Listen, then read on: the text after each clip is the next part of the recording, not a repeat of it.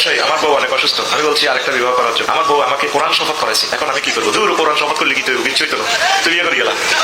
স্ত্রী অসুস্থ, হয়তো শারীরিক সম্পর্ক স্থাপন করতে পারছে না, তাই তার স্বামী দ্বিতীয় বিয়ে করতে চাইছে। চলুন এই বিষয়ে ইসলাম ধর্মশাস্ত্র কি বলে। ইসলাম ধর্মের পবিত্র ধর্মগ্রন্থ কোরআনের সূরা আন-নিসা 3 নম্বর আয়াতে স্পষ্ট বলে, যদি তোমরা আশঙ্কা করো যে তোমরা ইয়াতিম নারীদের উপর সুবিচার করতে পারবে না, তবে সেই নারীদের মধ্য থেকে নিজের পছন্দের মতো 2 2 3 3 বা 4 4 জনকে বিবাহ করো। এবং তোমরা যদি আশঙ্কা করো তোমরা সুবিচার করতে পারবে না, তাহলে একজনকে কিংবা তোমাদের অধীনস্থ দাসীকে, এটাই হবে অবিচার না করার কাছাকাছি। অর্থাৎ পুরুষের একাধিক বিয়ে অনুমোদিত হলেও তার শর্ত সাপেক্ষ। যদি ন্যায় বিচার করা সম্ভব না হয় তবে একটাই যথেষ্ট, যেহেতু তাকে তার স্ত্রী বলছে বিয়ে না করতে, তার মানে সে যদি তার স্ত্রীর কথা অমান্য করে আরেকটা বিয়ে করে, তার মানে সে তার স্ত্রীর সঙ্গে অবিচার করছে। আর পবিত্র কোরআন অনুযায়ী এই বিয়ে অনৈতিক কাজ। ইসলাম ধর্ম অনুযায়ী বিবাহ কেবলমাত্র শারীরিক সম্পর্ক করার নাম নয়, বরং বিয়ে মানে দায়িত্ব, সহানুভূতি ও আমানত। তাই এক সহিহ হাদিসে মুহাম্মদ সাল্লাল্লাহু আলাইহি সাল্লাম বলেছিলেন, তোমাদের মধ্যে সেই ব্যক্তি উত্তম যে তার স্ত্রীর প্রতি উত্তম। একজন পুরুষ যদি কেবলমাত্র শারীরিক সম্পর্ক করার জন্য তার স্ত্রীর মতামত না থাকা সত্ত্বেও তার অন্য একটা মেয়েকে বিয়ে করা বৈধ হয়, তাহলে মেয়েদেরও এই বৈধতা দেওয়া বাধ্যতামূলক। যদি সমান অধিকার না দেওয়া হয় তাহলে পুরো নারী জাতিকে অসম্মান করা হবে এবং ছোট করা হবে। আমরা নিশ্চয়ই বাস্তব জীবনে দেখেছি, আমাদের সমাজে অনেক পুরুষ রয়েছে যাদের শারীরিক সম্পর্ক করার টাইমিং কম কিংবা অক্ষম, কিন্তু সে তার স্ত্রীকে প্রচন্ড ভালোবাসে। তা সত্ত্বেও কি তার স্ত্রী তাকে ছেড়ে অন্য কোনো পুরুষকে বিয়ে করবে? এটা আপনার কাছে কতটা নৈতিক কাজ?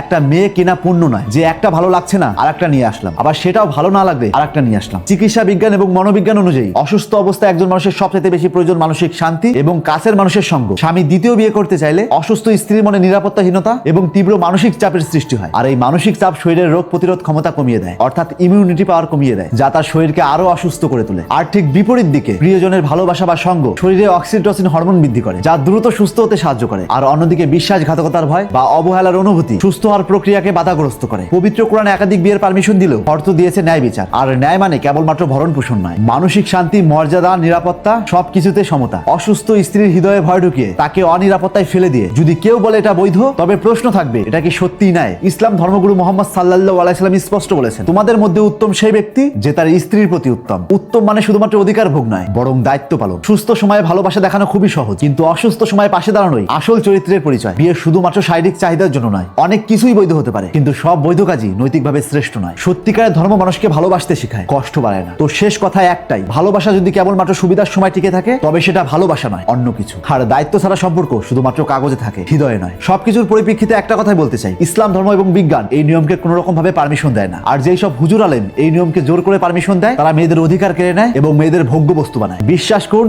এরা আদৌ কোনো আলেম নয়, এরা শুধুমাত্র ভাইরাল হওয়ার নেশায় আসক্ত। আর আমার সত্যি অবাক লাগলো, এমন কথা বলা সত্ত্বেও কোনো মুসলিম ভাই প্রতিবাদ করছে না। আর আপনারা যাই বলুন, এরা কোনো হুজুর নয়, বরং কমেডিয়ান। এদের জন্যই সত্যিকারের আলেম বা হুজুররা কটূক্তি শোনে। তাই আজই এই ভণ্ডামি বন্ধ করুন। তাই আজ থেকে চোখ খুলুন, আর এরকম ইন্টারেস্টিং ভিডিও প্রতিনিয়ত পাওয়ার জন্য তাপস এক্সপ্লোরার পেজটিতে ফলো দিয়ে রাখুন।